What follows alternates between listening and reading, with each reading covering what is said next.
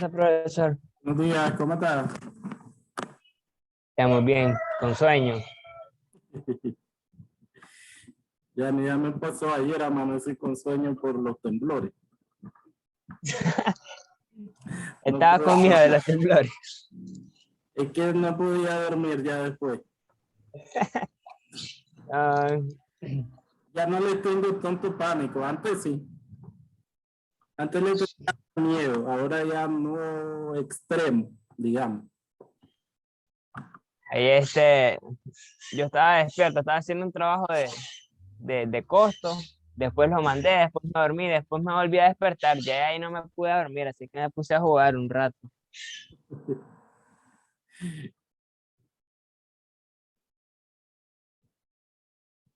Estuvieron fuertes, sí. No, estuvieron fuertes. Buenos días, Andrés. Buenos días, profe. ¿Cómo está? Todavía no me salí en el aula. Andrés. ¿Ya inscribiste? ¿Perdón? ¿Ya inscribiste? ¿Cómo dice?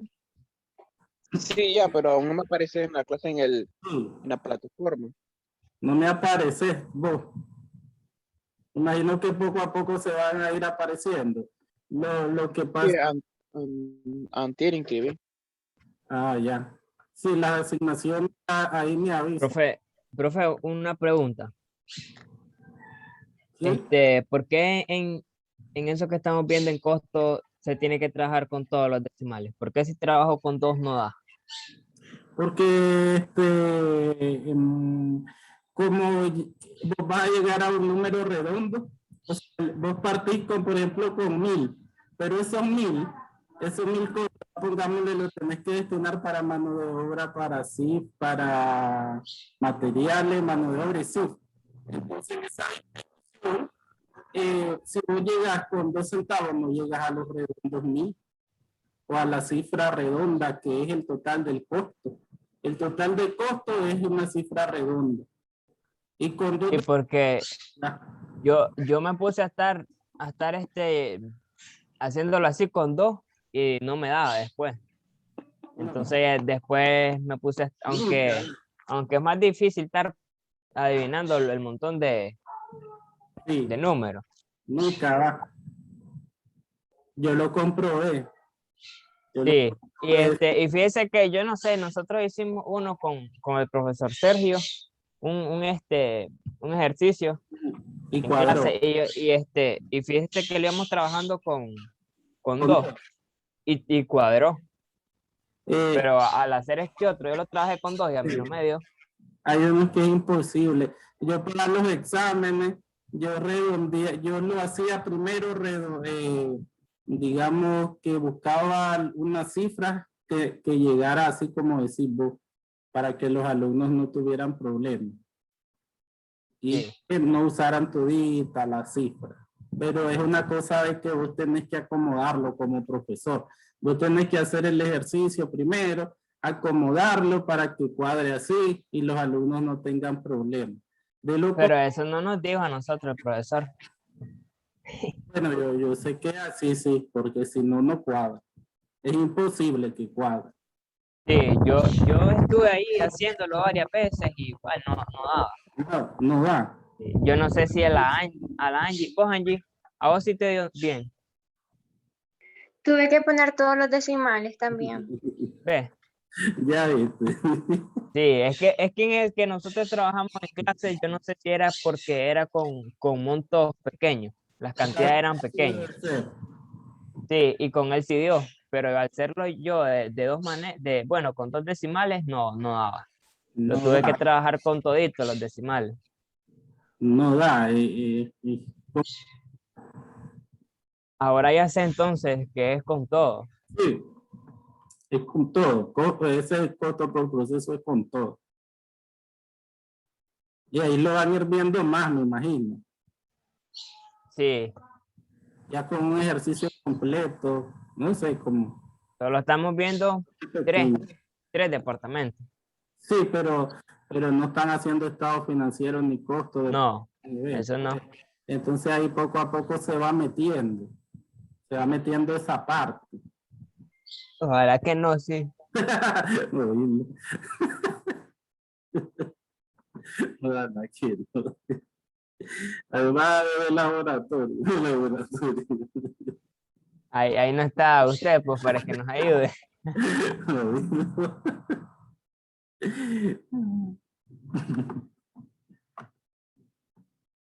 En la primera semana vamos a empezar. En la primera semana, que fue la semana pasada, que fuimos allá presencial, entonces en el aula virtual está este tema, que es la introducción a las NIF, y lo que copié en la pizarra, la base legal en Nicaragua. Entonces ahí no les decía, o les hablaba sobre el concepto de contabilidad, que es el arte y una ciencia, eso lo vimos, que permite registrar en términos monetarios las transacciones de la empresa y de esta manera obtener información a través de los estados financieros. Y es arte porque registra, clasifica, resume en forma significativa en términos monetarios eventos financieros. Es ciencia porque establece normas y procedimientos para analizar e interpretar hechos económicos. Entonces ahí ya sabemos esa parte de los conceptos de qué es contabilidad. Y también les hablé un poco sobre el Código del Comercio. Entonces, sobre los libros, libro de inventario balance, un libro diario, un libro mayor, un libro copiador de cartas y telegramas. Eso en la vida real. Yo les decía que según cuando te inscribís como comerciante, vos tenés un libro de registro de acciones, el libro diario, el libro mayor y el libro de actas. Esos son los 4 libros. Si vos sos un negocio como cuota fija, que también les hice énfasis en que una empresa puede estar, o un negocio puede estar inscrito ante la DGI como cuota fija. Entonces, como cuota fija, a vos la DGI no te exige llevar impuestos, llevar declaraciones, no estás abierto a todo lo que son los impuestos. Entonces vos simplemente vas a pagar una cuota fija, por eso se llama así, cada mes a la DGI. Y por ejemplo, cuando te vas a inscribir como negocio, ellos te dicen ¿cuánto es tu inventario inicial? Entonces con ese inventario inicial que vos podés decir 20,000 pesos, 40,000 pesos, 50,000, entonces en base a eso te van a poner la cuota mínima de 200 córdobas hasta 1,000 córdobas como máximo. Entonces ahí están los negocios inscritos como cuota fija que no van a llevar contabilidad. Pueden llevar esto de un libro de inventario, que sería comprarte un order book y a eso se refiere cuando hablamos físicamente un libro de inventario, un order book donde tenés todo, vas anotando todo el inventario, desde el inventario inicial y después todo el inventario que vas adquiriendo. Obviamente hoy que tenemos computadora lo podemos hacer a través de Excel, ir ahí con nuestro inventario, porque se supone que en la práctica no se da mucho, que la DGI en cualquier momento puede llegar a revisarte ese inventario. ¿Por qué? Porque si, por ejemplo, yo empecé con 200 córdobas de cuota fija cada mes, entonces él puede ir a revisar mi inventario y decir, no tenés 20,000 pesos, ahora tenés unos 100,000 pesos, entonces yo no te voy a seguir cobrando los 200, sino que vas a pagar más, vas a pagar unos 500, 700 córdobas. Entonces a eso se refiere con los negocios de cuota fija. Los que están en régimen general, que por lo general son las sociedades anónimas, no, y dentro del régimen general deberían de estar aquellos negocios que ya venden bastante. Si vemos en la práctica no se da porque, por ejemplo, si yo soy un dueño de un negocio que estoy vendiendo 100,000 córdobas al mes, entonces ya son unas ventas grandes y ya debería de estar yo en régimen general. Si me voy a régimen general significa que me van a abrir el IVA, me van a abrir el IR, las retenciones. Entonces yo voy a pagar más y no me conviene. Por eso es que los negocios les conviene quedarse en cuota fija y no pasarse al régimen general. Y por eso es que muchas veces ¿Por qué no van a llevar contabilidad? Porque no les conviene. ¿Por qué no van a tener el libro de inventario? Porque no les conviene. Si un día la DGI les dice, presenten un libro de inventario, entonces ellos simplemente van a anotar lo que quieren. Y ya, como decimos, el Excel aguanta lo que quiere. Un libro order book aguanta lo que le pongamos. Entonces, por eso, ¿por qué? Porque no querés trasladarte al otro. Por lo general, y entonces las sociedades anónimas y en los negocios en régimen general que ya son exigibles de llevar contabilidad, ya tienen que llevar ese libro diario. Ese libro mayor, que son los libros contables, que son los que ahí les indiqué más o menos cómo se lleva en la vida real un libro diario y un libro mayor, de forma física, que son los que compramos en una librería, que ya ustedes los conocen. La contabilidad será llevada por partida doble, ya sabemos, para que puedan cuadrar los estados financieros. Tenemos que llevar esto de la partida doble. Si bien ya sabemos que las técnicas cuentas T, asientos diarios, esto lo de las cuentas T ya solo se ha quedado como una forma de enseñar por parte de las universidades, los colegios, pero que en la vida real hoy en día todo se lleva por medio de sistemas contables computarizados, y en los sistemas contables computarizados lo que hacemos son asientos diarios, ahí no hacemos cuentas T. Entonces, siempre vamos alimentando un sistema contable con partida doble para que nos pueda cuadrar, porque de eso se trata, que unas cuentas se debitan, otras cuentas se acreditan. Podrán llevar los comerciantes los demás libros que estimen conveniente. Presentarán los comerciantes todos los libros a que se refiere el artículo 28 al registrador mercantil, donde tuviesen su establecimiento, para que pongan el primer folio de cada uno nota firmada y sellada de los que tuviera el libro con expresión del nombre del comerciante. Es lo que les decía yo. Por ejemplo, allá que estábamos en Managua y yo trabajaba en una firma de abogados, entonces esa era la mayor parte de nuestro trabajo, era inscribir sociedades anónimas. Entonces, como las sociedades iban a estar en Managua, entonces nos íbamos al registro público mercantil de Managua a inscribir estos libros.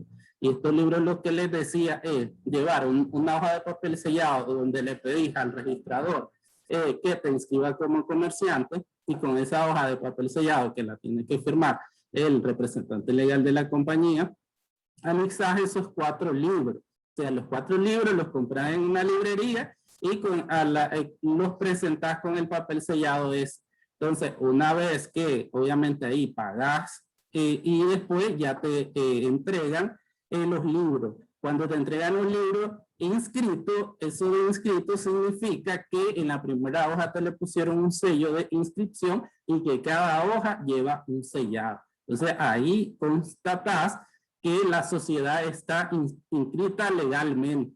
Entonces, eso quiere decir que está legalmente y que podés usar esos libros. Porque si vos usás esos libros que no llevan sello de registro, entonces eso no tiene ningún valor. Es como cualquier libro. Los libros tienen que estar sellados por el registro público mercantil donde se encuentre la sociedad. Les estoy hablando de Managua, pero si está en Jinotepa, entonces vamos al registro de Jinotepa. Ya sabemos que los registros están en las cabeceras. Entonces, cualquier empresa que esté en la circunscripción de Carazo, entonces el de Carazo, el de Granada, así sucesivamente. Donde vos esté tu sociedad, en ese departamento, ahí vos vas a inscribir tus libros. Ahí nos dice, se estampará además en todas las hojas de cada libro el sello del registro, y si se fijará en ella el timbre correspondiente del impuesto. Hoy no se pone timbre, simplemente el sello. Los timbres ya sabemos que eso lo ocupamos, ¿sí? Los contadores, para efectos de la DGI cuando es la solvencia, para todo tipo de solvencia, porque para, por ejemplo, imprimir factura necesitamos solvencia, para hacer una importación, cada vez que hacemos importación, la DGA nos pide solvencia. Entonces, para cualquiera de esos detalles sí usamos timbres fiscales, pero ya para libro no usamos timbres, sería un montón de timbres. En el libro diario se asentará el resultado del inventario, día por día las operaciones. Yo les decía que en esa parte, en la vida real, no se hace así, porque si no tendríamos que llenar libro tras libro tras libro. Ya sabemos que ese libro tiene que venir sellado por el registro, entonces a cada rato vas a ir al registro a estar inscribiendo libros. No, entonces ahí lo que anotamos son las balanzas de cada mes, después el cierre y así continuamos con el año siguiente en el libro diario. En el libro de actas que son las anotaciones de las actas o de las juntas generales de accionistas, ese cuando se llena lo pedimos, pero yo también les dije que, bueno, eso lo van a ver más en contabilidad de sociedades y que tampoco es que los accionistas se están reuniendo a cada rato, pero sí se llena porque nosotros, de cuando trabajaba, me acuerdo de haber pedido reposición de libro de acta, o sea que a algunos clientes ya se les había llenado el libro de acta. Cuando es el libro diario también. Y también les explicaba que, por ejemplo, en el libro mayor, que vas anotando cada cuenta de mayor y vos vas dejando, por ejemplo, un espacio de unas 3 hojas entre cuenta y cuenta, por ejemplo, banco, cuentas por cobrar, a las 3 siguientes inventario, a las 3 siguientes impuestos pagados por anticipado, y así sucesivamente. Como ya sabemos que hay cuentas que tienen movimientos cada mes, entonces se nos va a agotar con el paso de los años, porque en el libro mayor vamos anotando el saldo final de cada mes. Entonces después, más adelante, abrimos la misma cuenta y viene de la página tal o va para la página tal. Y así vamos ocupando todas las hojas de los libros. Las normativas contables internacional, como les explicaba el día que llegó el profesor Milton, nacen porque las empresas funcionan internacionalmente o tienen participaciones o comercio, hay mucho comercio internacional. Entonces, antes que existieran las NIF, cada país tiene sus propias leyes contables y como por acá los principios de contabilidad, ya sabemos que es lo que más se ha usado, y entonces era necesario que existiera un reglamento internacional que rija para todos los países y que, por ejemplo, yo revise unos estados financieros en Nicaragua y los compare con unos estados financieros, por ejemplo, de Estados Unidos, y yo sepa comparar, distinguir cada cuenta, o sea, qué significa cada cuenta, y no que no existe comparabilidad, es decir, uno está usando una norma, otro está usando otra norma, y eso ya no es comparable. Entonces, por eso es que nacen las normas internacionales de información financiera, para tener una información que sea igual para todos los países.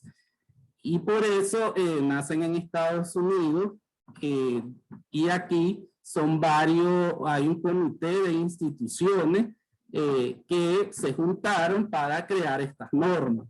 Aquí vemos la Asociación Americana de Contabilidad. Ahí todas las siglas están en inglés, pero obviamente ahí tenemos traducidos los nombres de estas organizaciones: la Asociación Americana de Contabilidad, el Boletín de Estudios Contables, el Consejo de Normas de Auditoría y el Instituto Americano de Contadores Públicos.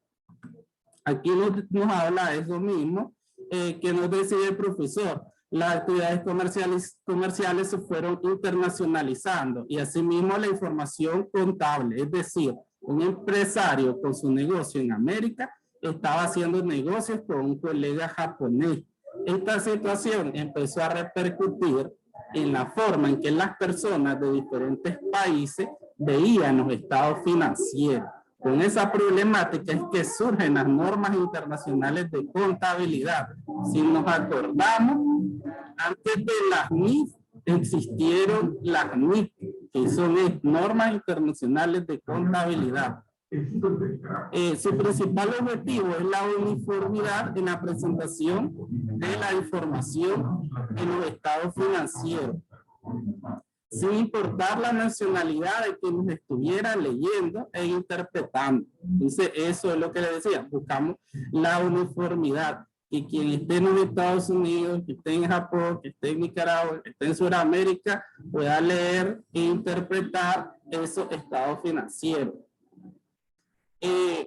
Con lo que es la evolución de las NIF, han sido muchos pasos para lograr tener ese compendio de todas las NIF, y aquí nos da como una línea de tiempo de la evolución. En 1973 nace, ahí vemos siglas también en inglés, Comité de Normas Internacionales de Contabilidad, organismos de Australia, Canadá, Estados Unidos, México, Holanda, Japón y otros cuyos organismos es el responsable de emitir las NIC. Este comité tiene su sede en Londres y su aceptación es cada día mayor en todos los países del mundo. En el 2000, la Organización Internacional de Comisiones de Valores recomienda que sus miembros permitan que los emisores multinacionales usen los estándares del Comité de Normas Internacionales de Contabilidad, aprueban su reestructuración y la constitución de un nuevo Comité de Normas Internacionales de Contabilidad.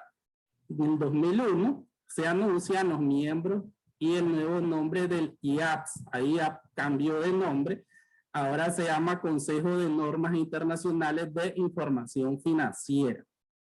El 1 de abril del 2001, ese nuevo Consejo de Normas Internacionales de Información Financiera asume el IAS sus responsabilidades de emisión del estándar de contabilidad, las NIC, y las interpretaciones existentes.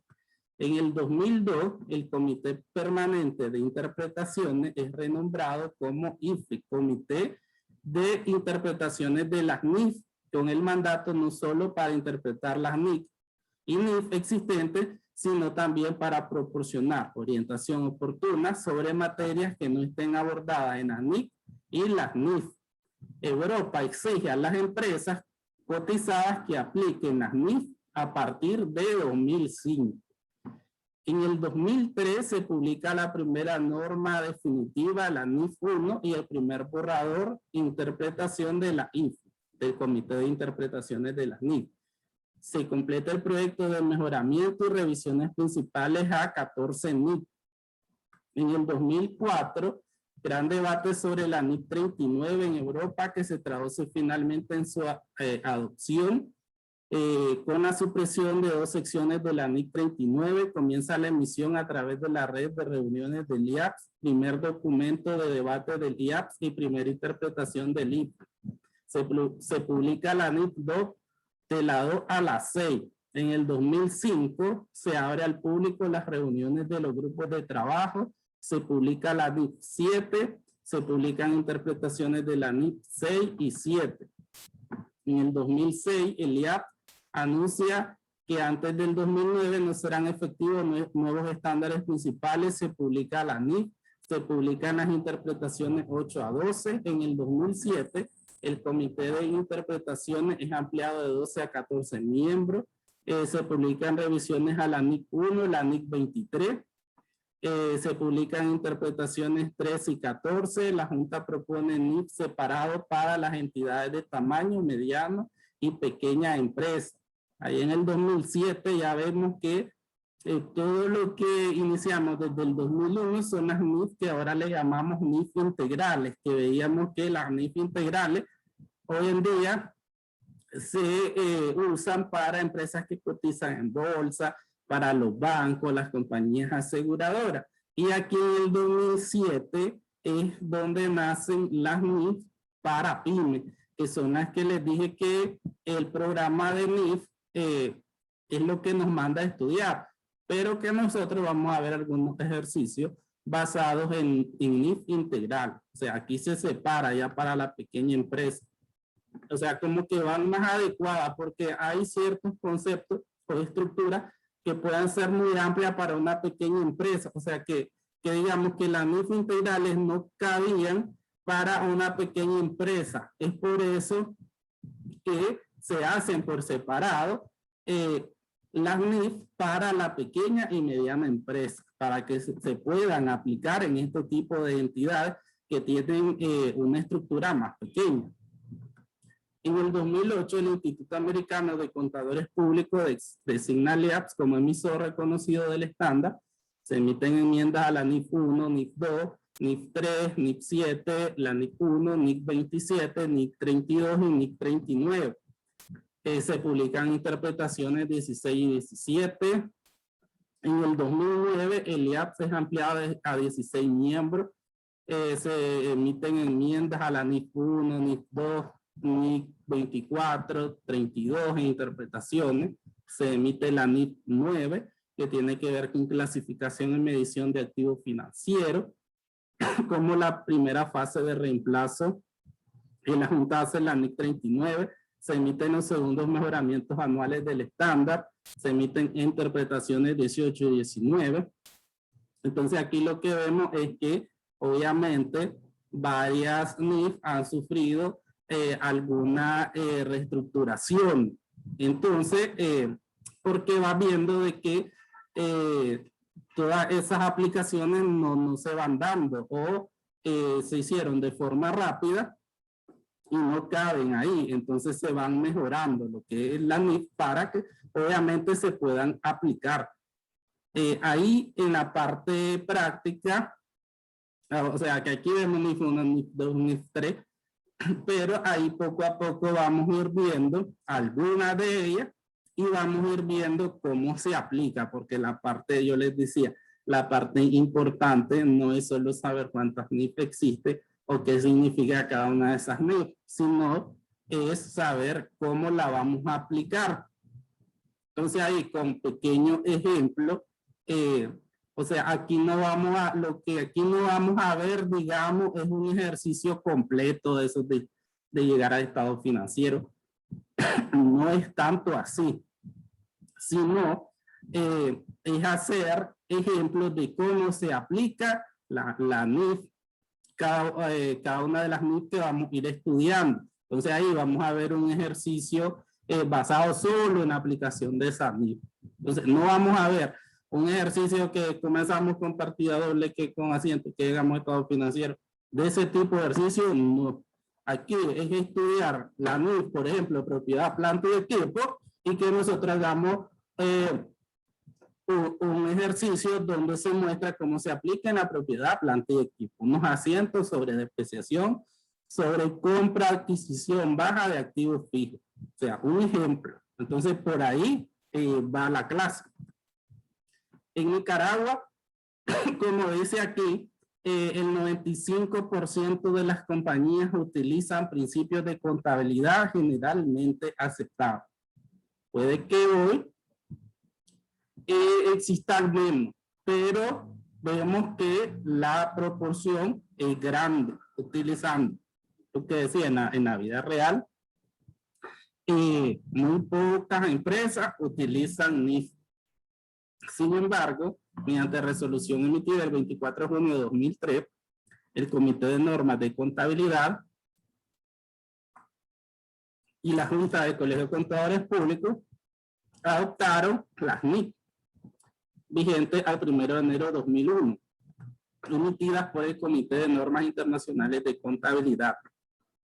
Si nos vamos a esa parte de que nosotros utilizamos NIF, eso significa, y eso es cuando vemos los famosos cambios pues, de activos, que ya no le llamamos balance general, que ahora le llamamos estado de situación financiera, que ya no le llamemos activos circulantes, que ahora le llamemos activos corrientes. Porque nosotros, si se acuerdan, ya vimos de forma general la NIC 1, presentación de estado financiero. Para que fueran aplicadas a partir del 1 de julio de 2004 como las normas de contabilidad de aceptación general en Nicaragua. Esta misma resolución plantea que las nuevas normas internacionales de información financiera que emitiera la nueva estructura del IAS, que ahora es el IAS, que es IASB, Consejo de Normas Internacionales de Contabilidad, serían adoptadas mediante resoluciones específicas del Comité de Normas de Contabilidad y la Junta Directiva del Colegio de Contadores Públicos.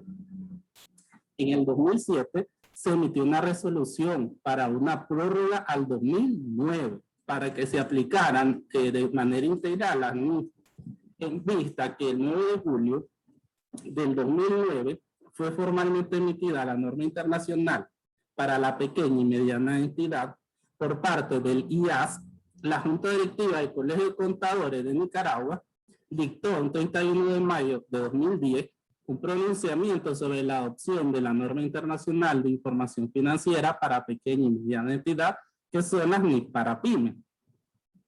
En la práctica no existe requerimiento legal que exija cumplimiento con un marco contable específico y que obligue a las empresas al cumplimiento de la resolución emitida por el colegio. Asimismo, el Código de Comercio no establece requerimiento de emitir estados financieros auditados, y las autoridades fiscales tampoco exigen estados financieros auditados, es decir, que la aplicación es voluntaria por parte de las compañías. Actualmente existe un anteproyecto de ley del ejercicio de la contabilidad pública, mediante el cual sí será obligatorio el cumplimiento con las resoluciones del Colegio de Contadores Públicos de Nicaragua. Si vemos, esto podemos verlo, estamos en noviembre de 2021, y miren que esto comenzó en el 2010, o sea que ya casi 11 años, y no hay ningún avance en esto. No le veo futuro yo esta parte de la NIF. Ese anteproyecto de ley, bueno, se ve que no avanzó en nada. Y siguen siendo de voluntario la aplicación de las NIF. Por eso es que en la práctica ya sabemos que no hay mucho conocimiento acerca de las NIF. Aquí vamos a ir viendo, como les decía, vamos a ir viendo cada una de las NIF y su aplicación. Su aplicación, obviamente, de cada NIF por aparte. Por eso es que no vamos a llegar con un ejercicio completo. Tal vez podemos ver un ejercicio completo y ver qué NIF se apliquen al final. Podemos hacer algo así. En la actividad de aprendizaje 1 la metí en la semana 1 porque ya sabemos que no había ningún alumno inscrito, todavía no aparecía. Entonces ustedes no podían entrar al aula virtual. Por eso la actividad de aprendizaje de ese tema de la semana pasada está en la semana 1. Y son algunas actividades pequeñas, selecciona respuesta correcta. En el primero es la contabilidad, hace consideración sea por qué. A, permite registrar monetariamente transacciones y así obtener información financiera. B, permite analizar e interpretar la información financiera utilizando normas. Permite registrar transacciones de forma significativa, la C, y la D, todas las anteriores. La D dice que son recursos humanos para llevar a cabo actividades económicas. ¿Cuál? El A, personal contable, el B, personal administrativo, el C, personal de producción, el D, todas las anteriores. En él se dice que el Código de Comercio establece como un marco normativo a los principios generalmente aceptados, B, normas internacionales de contabilidad, C, partida doble, D, ninguna de las anteriores. D, los libros que exige el Código de Comercio se deben de presentar al registro civil, B, a la alcaldía municipal, C, al registro mercantil, de todas las anteriores. La E nos dice que el primer organismo que emitió normas contables fue A, APB, el B, FASB, el C y el IAS, y el D, todas las anteriores. El F, el año en que fueron emitidas las primeras normas internacionales de contabilidad, las NIC. Nos dicen el A en 1973, el B en 1975, la C el 2000 y D ninguna de las anteriores. El G dice que esta NIC generó gran debate. ¿Cuál fue? El A, la NIC 39, el B, la NIC 23, el C, la NIC 1. El H, uno de los principales objetivos de la emisión de las NIC es A, el control de las empresas a nivel internacional, B, el crecimiento económico a nivel internacional y el C, realizar negociaciones a nivel internacional. Y después dice LI, según el Colegio de Contadores Públicos de Nicaragua, las NUC se adoptan en A, el 2000, B, el 2001 y C, el 2003. Entonces ahí solo para encerrar en círculo la respuesta correcta. ¿Tienen preguntas de esa primera parte?